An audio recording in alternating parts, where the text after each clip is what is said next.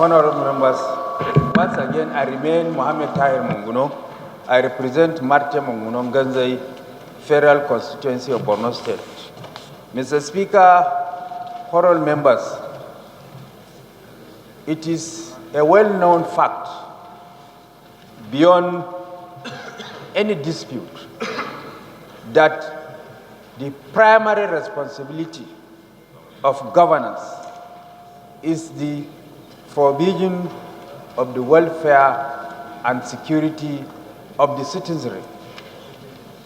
And any government that fails and or neglects to perform that primary duty of providing for the security and welfare of its citizens, that government ab initio is not supposed to exist. So, and it is also beyond dispute that there is proliferation of small arms and light weapons in the hands of non-state actors across the length and breadth of this country, thereby exacerbating the problem of insecurity that has threatened to consume the corporate existence of this country, to the extent that some people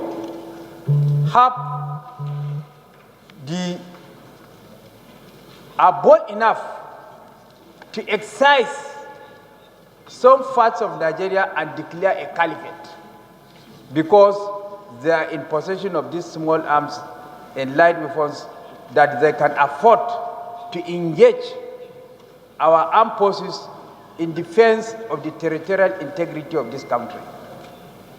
And also the avalanche of armed banditry, herdsmen, farmers clashes,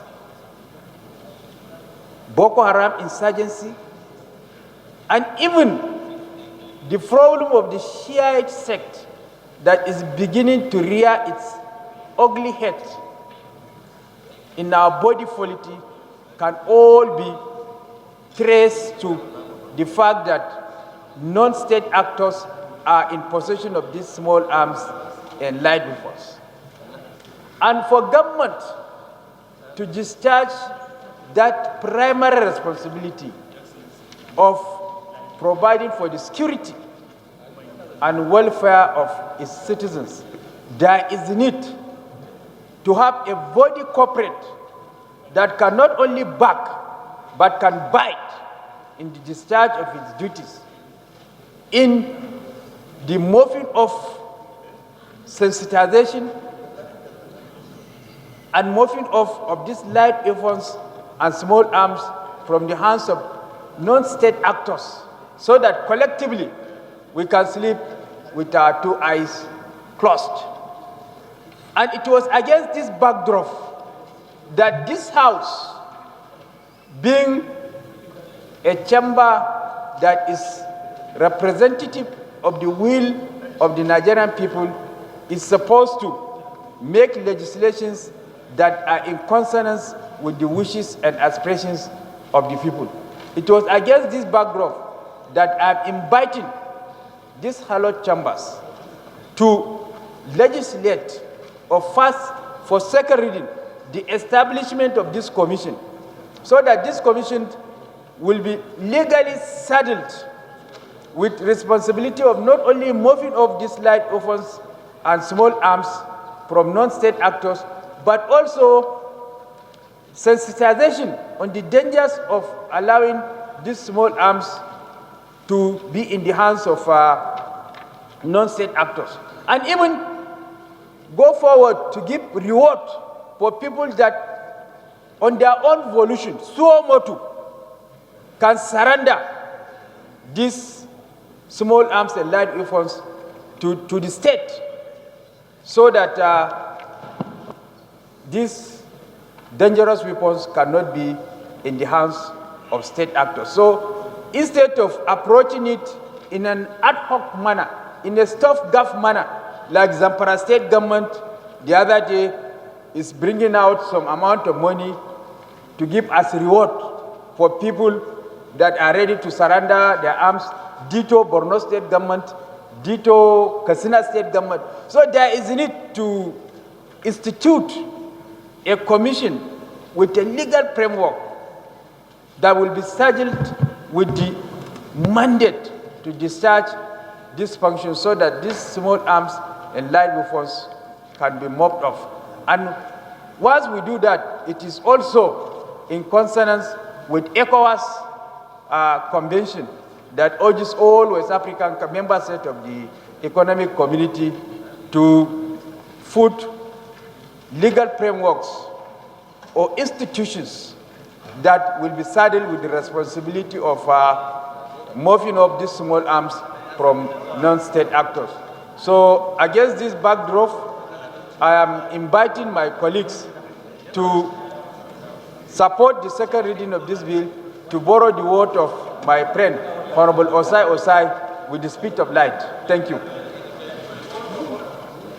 Honorable colleagues, I remain Mohammed Morubal. I represent the people of Chanchaga Federal Constituency. Mr. Speaker, honorable colleagues, I'm from Niger State. Mr. Speaker, I am standing to talk in respect of this bill, or proposed bill for an act to establish a national commission against proliferation of small arms. Mr. Speaker, how long can we continue to create agencies and commissions? It's a police work. And I think as a parliament of the people, as a parliament of Nigeria, we should see to how we reduce the cost of governance. So I'm not in support of creating more commissions to handle things that should naturally be handled by the police. The treaty of the AU or ECOWAS that should be domesticated must not necessarily be through a commission. It should be done properly through the police. So, Mr. Speaker, honorable colleagues, this is my humble submission to say I'm not support of creation of any commission, but I'm in support of the body of the bill for the proliferation of arms and weapons in the country. Thank you. Of this all-important bill. Mr. Speaker, I want to say on record that because of the challenge that the police have been having, if the police have been very effective, I'm sure this issue of illegal light weapons wouldn't have been a problem. But because the police have been overwhelmed, every day, Mr. Speaker, if you watch the television, you see the police displaying weapons recovered from non-state actors and that have been causing so many harm. Bandits having access to it and making lives miserable for people. Mr. Speaker, I want to say, once a commission is in place, that commission, according to Mongono, he stated that the commission is expected to take the necessary measures to ensure safe and effective management, storage, and security of national stocks of small arms and light weapons. Once that commission will have that stock, and he went further to say that the public should be sensitized on the need for people to hand over. Mr. Speaker, recently I read in the paper the former governor of Ogun State surrendered so many weapons to the state. And if we can have people surrender, it should be surrendered to a commission. They should keep register of the weapons that have been collected from people. And once the register is there, it should be made known to the entire ECOWAS states, so that each state that want to have access or information on particular weapons that have been recovered from non-state actors, they can know the specific weapons that are there. And it will even allow security agencies to plan, because some of these weapons are so sophisticated that even the security agencies, some of them do not even have access, do not even have some of these weapons. And if they see the kind of weapons they've recovered, they will be able to plan and know how to also be able to regulate and counter-attack the people that have access to these particular weapons. Mr. Speaker, I want to say that I want to support that this bill, my colleagues should support it. We should have a commission. I know the fear of cost, but we should understand that which one is better. The fear of cost that the state will bear and the safety of the people, which one comes first? For me, if the cost will be there and Nigerians will be safe, it is better for us to bear the cost and be safe than to fear that we should not spend money and continue to stay in fear. I think that is, to my own opinion, is good to have the commission. I so support, Mr. Speaker. I'm Kiruka Oye George. I represent the good people of Isukwatu Federal Constituency. I am from Abia State. Mr. Speaker, honorable colleagues, I rise to support the second reading of this all-important bill because of this reason. One simple reason is this. Everybody agrees that there are arms, small, big ones, all sizes, in the hands of people that are not supposed to hold these arms. Everybody agrees that even during 8th Assembly, we had motions, we had bills on these particular issues. And all of us agree that on daily basis, we are being confronted with issues of kidnapping, robbery, assassination, and all sorts. And everybody is asking one simple question. When will this thing stop? What are the solutions to this problem? We already know that these are issues and problems that we have. And my colleague, the Chief Whip, is trying to provide a solution. And the solution is to have a commission that will be domiciled with this issue of making sure that there are no arms in the hands of people who are not supposed to hold these arms. Police have tried a few months ago to say they are recovering arms from individuals and communities. And people cried, how? How do you even know who is holding what? Police tried to do that because they know this is best thing to do. You must get out these arms from individuals that are not licensed to have these arms. Even people who are licensed and are using it in different forms. And so we are here today. The solution is that, honorable colleagues, we need this commission like yesterday, because arms must leave people's hands. We must have a commission that will collect all these arms so that we have where we go to, where we have issues, because you're trying to solve issues and you're not, it's so overwhelming.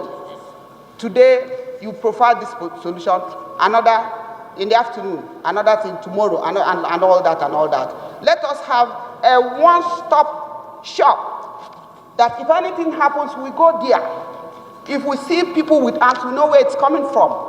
We've seen, I moved a motion here a few years ago about some containers of arms that was imported into the country, and the custom tried to seize it, and they said they don't know who is bringing it and all that. That investigation was done, and of course you know what came out of it. So the best way to stop this is to have a commission that their duty will be to mop up all these arms, to begin to look at issues and the people who are supposed to have arms and the people who are holding these arms today, what are using it for. I think when we do this, it will help the security agencies because they are overwhelmed.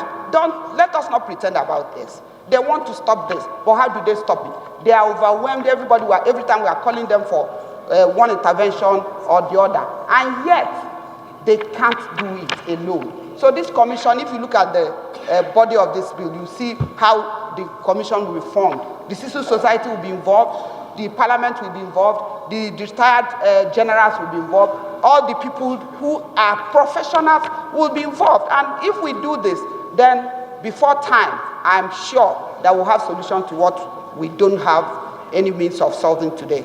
I so submit. Yusuf Adamu Gagdi, I represent Panshin Kanke Kanam. Mr. Speaker, I'm from Plateau State. Mr. Speaker, in aligning with my brother, my friend, and in supporting in totality the positions of these bills as put together by the Chief Whip of this Honorable House, I want to talk based on a little experience being a representative of Panshinkanke Kanam in Plateau State. Yes, Mr. Speaker, from the little experience I have had, so that my colleagues will understand the importance of this proposed bill, I chair a special committee on peace and security in Plateau from 2015 to 2016. Mr. Speaker, if you know the extent of purification of locally made arms and ammunition and their attendant implication to the security of lives and properties of the citizens of Nigeria, the importance of establishing a commission to look into these issues will not be overemphasized. Mr. Speaker, some of the damages that these locally made weapons are doing in times of taking lives of the citizens, they are more dangerous than the danger of AK-47. Mr. Speaker, in considering these bills, I would want whatever this Honorable House will do to consider the activities of the local blacksmiths. They produce weapons, they are not certified to produce those weapons, but you will see them operating in each and every state of Nigerian Federation, and they give these weapons to people to take the lives of the fellow citizens. Mr. Speaker, most of the damages that are done, perhaps if not recently because of the activities of the banditry, they are done by locally produced arms and ammunition. I don't want to belittle the commitment of the police, Mr. Speaker, but in times of anything that is to protect the lives and properties of the citizen, you don't count cost, Mr. Speaker, you count result. You look at what will be the resultant effect of any effort that is going to be if it's going to be implemented. In times of protecting the life of the citizen, Mr. Speaker, I repeat myself, cost is not important, but how effective this bill is in times of protecting the lives and properties of the citizen. Therefore, Mr. Speaker, no matter the cost implication of establishing commission, if in one way or the other, the responsibility of the commission is going a long way in complementing the commitments of the Nigerian police force, I support in totality the establishment of commission that will be responsible for checkmating both the production and the purification of locally made arms and ammunition. Mr. Speaker, one of the contributions someone said, which is very important, is how you mop up those arms, particularly by our security agents, be it police, be it the army, be it the SSS and what have you. Some of the problem that we envisage, particularly where I serve, was the situation where government will ask citizens to surrender arms and ammunition. And at the end of the day, you will see those security agents advertising the people that are surrendering those arms and ammunition in the name of telling Nigerians that they are working. If you have a bad person that is willing to reform and surrender its weapon, and tomorrow you display him in the screen of TV and pages of newspaper, you are telling the other person that want to surrender its weapon not to do so. So, Mr. Speaker, some of this aspect should all equally be considered so that at the end of the day, we will make a good commitment like the Chief Whip have initiated, that in a long run and short run, it will support the commitments of security agents in Nigeria. I thank you, Mr. Speaker, as usual, for giving me the opportunity to speak. Thank you, sir. Arbiter, I'm not supposed to be contributing in any way to this debate, but I think I will just want to clarify one or two things. In listening to the debate, Well, first of all, let us remind ourselves that this bill was brought by our very respected Chief Whip of the House. But in listening to the debate, I heard a lot of those who spoke against talking about amending the bill, and working on the bill. Well, this is done at the committee level, not on the floor of the House. And what we're debating here, again by our rules, is the general principles of the bill, not the details. The details can be worked on at the committee level. Let me say, first of all, yes, multiplicity of bills is not always the best. But where the multiplicity or the duplicity of a bill leads to or has the potential of leading to efficiency, then it is always welcome. A case in point, like everybody has referred to, is the EFCC. If the argument had been that because the police was already saddled with the responsibility of financial crimes and the rest of them, and that we should strengthen the police, and we will not have EFCC or ICPC today, and we know what that means, and we know so far they're doing a good job. So multiplicity of agencies or laws sometimes, maybe even inadvertently strengthens whatever it is you're trying to cure, and in this case, it will even strengthen the police, because if you are shedding the weight of the police, if you're shedding the responsibility of the police, then it gives them a lot more capacity to do whatever is left. These are my thoughts. And when somebody, I think it was Honorable Dedere, who said, you will be employing, the manpower will be coming from the police. And if you're employing from the police, I can turn that around and say, if you're employing from the police, then you're opening up more room for employment for the police, which we need in this country. We're looking for employment for our young men and women. So when you draw from the police, you create room for more employment. I honestly believe we should look at international best practices at the committee level. Is this what obtains in other places? Do they have such organizations and agencies in other countries? And is it working there? I think these are the things we need to inform ourselves with. And there's also something I'm sure Honorable Dedere, you might know about this, when it comes to drafting of statutes and laws. There's something called the sunset clause. The sunset clause is a clause that goes into the law that after a period of time, maybe a year, maybe 2 years, maybe 6 months, you're taking care of a specific issue.